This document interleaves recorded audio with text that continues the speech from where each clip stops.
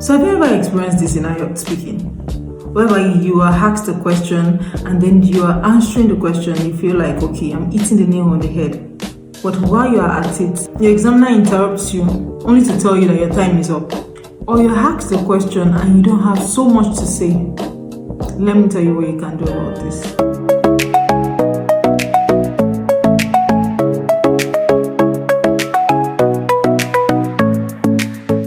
So in part 2, you have 1 minute to think about what you want to say as regard the question. And then you have 2 minutes to talk without stopping.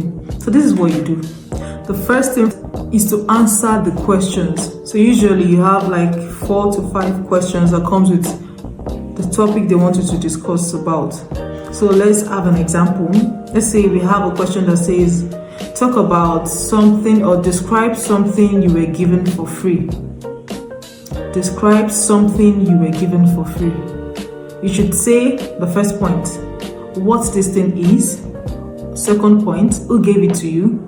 Third point, when you received it. Fourth point, how you felt about it. So we have 4 bullet points to talk about as regards this question. So the best thing to do is to answer these questions one after the other quickly. The first thing you need to know is that you are not in control of the time. You are not even going to be in possession of anything that will give you a hint about what the time says or not. So it's important that you work with this trick. It's going to help you, trust me. So now, one thing you need to remind yourself about is that I need to keep talking until my examiner interrupts me. Your examiner's interruption is to tell you that your time is up. So it means that you are not to keep quiet until the examiner interrupts you. So I'll start by saying I would like to talk about something I received for free. I'm not just saying I received a bag, it was beautiful. That is really awkward. So it's always nice to start with something, letting us know what you're supposed to talk about. Okay, I've been asked to talk about, or I would like to tell you about. That's a very nice way to start your speaking part 2. So now I won't just go straight to it like I said earlier. So now let's use that. So I'll say, I would like to talk about something I received for free recently. This happens to be a bag. It's a beautiful bag that was given to me by my best friend. This was given to me on my birthday, and when I received the gift, I could say I was on cloud 9 all through the day. It was one of the bags I've been wanting to buy for myself. I sent the picture of the bag to her, and she actually said she would like to get it for herself also. So it's something that really surprised me when I got it as a gift. I was on cloud 9. I was over the moon. Did you see what I did there? I've answered the question briefly. Now, this is where it gets interesting. So now I'm very sure I'm at peace that I have answered the question, because 2 rules applies to part 2. The first rule is that you must answer all the questions you've been asked before your 2 minutes is over, before your examiner interrupts you. So if you have 4 questions to talk about, to answer, then you are to answer it before your examiner interrupts you. Okay, so after answering the question briefly like that, the best thing to do is to now build on the answers. So I'll start a story. Trust me, it works all the time. So the best thing to do is to talk about probably something that has happened to you before. I don't know. For most people, I think everybody gets gifts. So if you come across such questions, trust me, you're lucky. So you can just think about when somebody gave you something briefly, and then you could generate a story about it. So the next thing to do is now to build on it. So I'll talk about how my friend gave me the bag and how I was surprised to receive it and how I was really excited to get the bag. So I can go by start talking about, okay, so I can remember some months back, I saw a bag on the vendor's page. I really needed the bag. If you have to imagine it, you imagine it.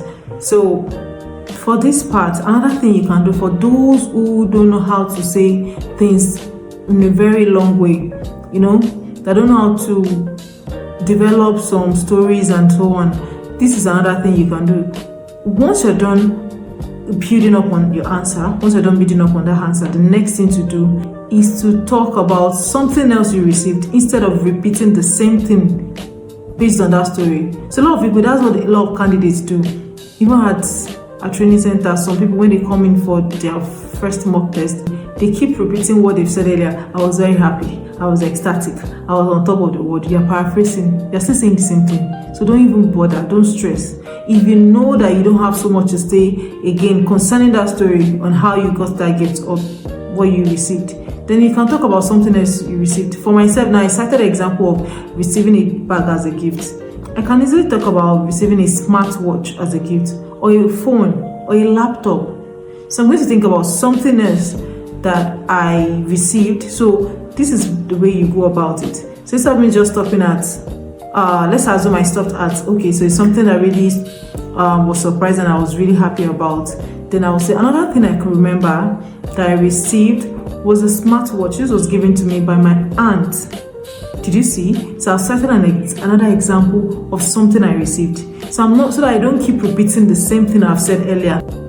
I can easily talk about something else I've received as a gift. Please remember, you need to answer that second question too. So if I'm citing an example of, I can remember another thing I received is a smartwatch. In fact, I still use it till now. I'll have to answer who gave it to me, when, how I felt about it, all the bullet points concerning that question. I have to answer it for this one. And what happens here is that you do not have to say so much in the second example that you are given then before your examiner interrupts you. Trust me, 2 minutes is not that long. So by the time you are on the second example, your 2 minutes will be up, definitely. So that would save you from staring at your examiner, doing staring competition. It's important that you take note of this things. The first thing you need to know is that you must not keep quiet until your examiner interrupts you. The second thing is that you have to answer the question before your examiner interrupts you. And I told you how to answer these questions.